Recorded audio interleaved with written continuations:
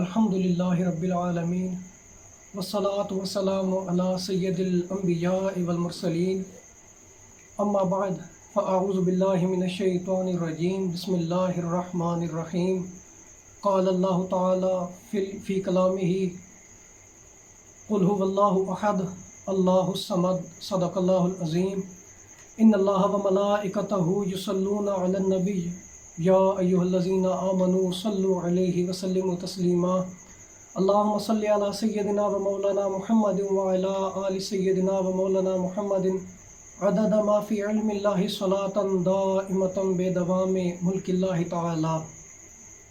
اللہ تعالیٰ کی حمد و ثنا اور اس کے پیارے حبیب سید المرسلین خاتم النبیین امام الانبیاء حضرت محمد مصطفیٰ صلی اللہ علیہ وآلہ وسلم کی بارگاہ بے کس پناہ میں ہدیہ درود و سلام بصد ادب و احترام عرض کرنے کے بعد میرے انتہائی واجب الاحترام معزز محتشم حاضرین و سامعین السلام علیکم ورحمۃ اللہ وبرکاتہ۔ لاکھ شکرانہ اس رب ذوالجلال کی ذات کا کہ جس نے ایک بار پھر ہمیں سب کو مل کر اپنا ذکر اپنا شکر کرنے کی توفیق عطا فرمائی۔ محتشم سامعین، آپ کے سامنے قرآن مجید کی ایک آیت کریمہ تلاوت کرنے کا شرف حاصل کیا ہے۔ اس میں اللہ عز و جل ارشاد فرماتا ہے قل هو اللہ احد اللہ الصمد۔ محبوب فرما دیجئے کہ اللہ تعالیٰ ایک ہے اور اللہ بڑا بے نیاز ہے۔ اسی آیت کے تحت چند ایک گزارشات ہیں جو پیش کروں گا۔ اللہ تعالیٰ سے دعا ہے کہ مجھے حق سچ بیان کرنے کی توفیق عطا فرمائے اور مجھے سنا کر آپ کو سن کر ہم سب کو اس پر عمل کرنے کی توفیق عطا فرمائے۔ محتشم سامعین، یاد رکھیں کہ اللہ تعالیٰ کی ذات غفور الرحیم ہے، اس میں کسی قسم کا کوئی کلام نہیں، کوئی شک نہیں۔ اللہ تعالیٰ کی ذات جبار و قہار بھی ہے، اس میں بھی کسی قسم کا کوئی کلام نہیں، کوئی شک نہیں۔ لیکن رحیم و کریم جبار و قہار ہونے کے ساتھ رب کی ذات بے نیاز بھی ہے، چاہے تو گناہ گار کو بخش دے، چاہے تو اپنے نیک بندے کو جہنم میں داخل فرما دے، اسے کوئی روکنے والا نہیں ہے۔ اسی کے تحت ایک واقعہ ہے، عیون الحکایات کتاب کے اندر نقل ہے کہ عیون الحکایات کتاب کے اندر ابو الفرج امام عبد الرحمن جوزی رحمۃ اللہ تعالیٰ علیہ لکھتے ہیں کہ ایک بنی اسرائیل قوم کے اندر ایک اللہ کا ولی رہتا تھا، عابد تھا۔ اس نے 70 سال اللہ تعالیٰ کی عبادت ایک جھونپڑی کے اندر رہ کر کی، اس حال میں اور اس انداز میں کی کہ 70 سال وہ اپنی جھونپڑی سے باہر نہیں آیا۔ رب ذوالجلال نے اس کے لیے کوئی ذریعہ معاش، کوئی ذریعہ رزق بنا دیا ہوگا۔ 70 سال جھونپڑی کے اندر رہ کر وہ خدا کی ذات کی عبادت کرتا رہا۔ ایک دن اس کے ذہن میں یہ خیال آیا کہ رب نے اتنی بڑی کائنات بنائی ہے، آخر اس خدا کی ذات کی بنائی ہوئی اتنی بڑی کائنات کو میں دیکھوں تو صحیح، کو خدا کی مشاہدات کو خدا کی تجلیات نظر آئیں گی، خدا نے کس چیز کو کس رنگ میں بنایا ہے۔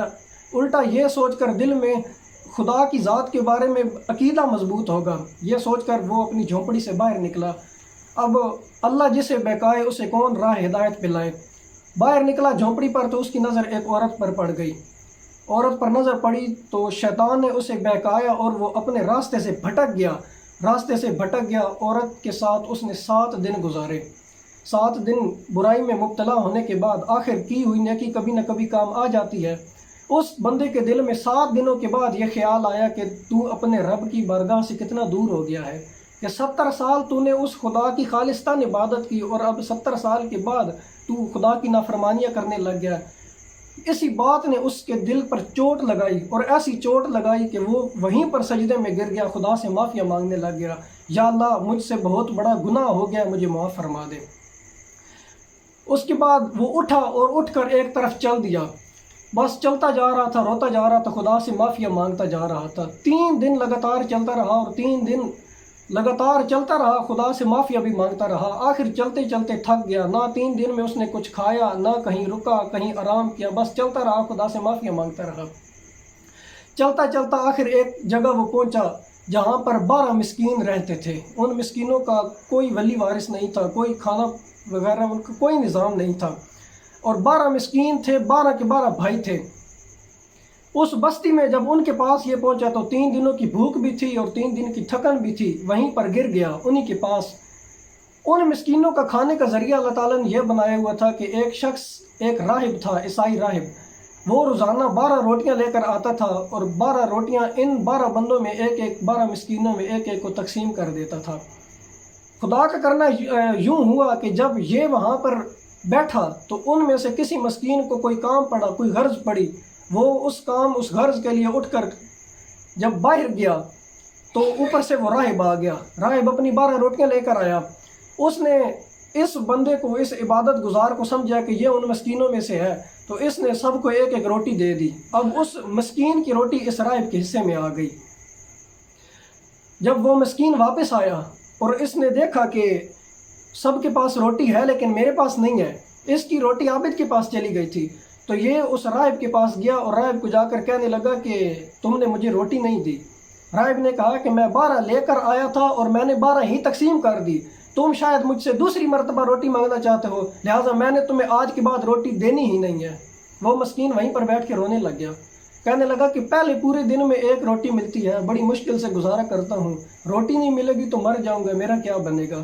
وہیں پر رونے لگ گیا۔ یہ عبادت گزار سارا معاملہ دیکھ رہا تھا۔ عبادت گزار نے اس مسکین کو بلایا اور بلا کر کہا کہ تمہاری روٹی میرے حصے میں آ گئی ہے، یہ لو تم کھاؤ، میری خیر ہے۔ اب 3 دن کی تھکن بھی تھی اور بھوک بھی تھی۔ وہیں پر راہب کا وقت انتقال آ گیا اور اس کی روح پرواز کر گئی۔ فرشتے آئے، اس کی روح قبض کر کے جب لے گئے، اللہ تعالیٰ کی بارگاہ میں جب اس کی روح حاضر ہوئی تو اس وقت اللہ تعالیٰ نے اس کا حساب کرنا شروع کر دیا۔ میں نے شروع میں کہا بڑی بے نیاز ذات ہے، پکڑنے پر آئے تو بڑے بڑے ولیوں کو پکڑ لیتی ہے اور معاف کرنے پر آئے تو بڑے بڑے گناہ گار کو معاف کر دیتی ہے۔ اس کا وقت حساب آیا، جب حساب کا وقت آیا تو اللہ تعالیٰ نے اس عبادت گزار کی 70 سال کی عبادت ایک پلڑے میں رکھی اور 7 دن جو اس نے برائی میں گزارے تھے وہ اس نے ایک پلڑے میں رکھ دیے۔ 7 دن کی برائیاں 70 سال کی عبادت پر بھاری آ گئیں۔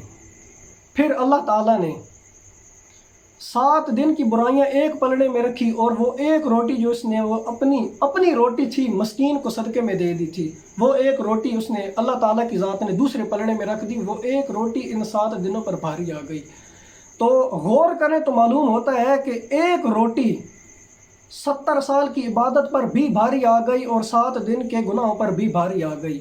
تو غور کرنے کی بات ہے کہ نہیں دیکھا تو 70 سال کی نمازوں کو نہیں دیکھا، 70 سال کے روزوں کو نہیں دیکھا، 70 سال کی تلاوتوں کو نہیں دیکھا، اور جب رحم کرنے پر آیا اور دیکھنے پر آیا تو صرف ایک صدقے کی روٹی دے کر بندے کو بخش دیا اور مغفرت فرما دی۔ ہمارے ذہن میں 2 نمبر پیروں اور جاہل خطیبوں نے یہ بھر دیا ہے کہ اللہ بڑا رؤوف الرحیم ہے، حضور پاک صلی اللہ علیہ وآلہ وسلم کا مبارک ہاتھ ہمارے سروں پر ہے، کوئی کسی قسم کی پریشانی لینے کی ضرورت نہیں، بس قیامت والے دن وہ ہمیں خود قیامت کی مشکل منزلوں سے پار کروا کر جنت میں لے جائیں گے۔ حقیقت بالکل ایسے ہی ہے، حضور پاک بھی رؤوف الرحیم ہے، اللہ پاک بھی رؤوف الرحیم ہے، لیکن اس کا یہ مطلب نہیں کہ ہم گناہ کرتے رہیں۔ اگر بات صرف رؤوف الرحیم کی ہوتی تو ہمیں گناہوں سے بچنے کا کیوں حکم ہوتا؟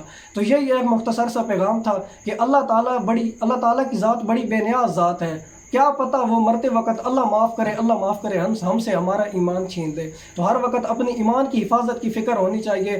بڑے بڑے ولی گمراہ ہو گئے، ہم کس کھیت کی مولی ہیں؟ تو اللہ تعالیٰ سے دعا ہے کہ اللہ تعالیٰ ہمیں اپنے ایمان کی حفاظت کی فکر عطا فرمائے۔ وما علینا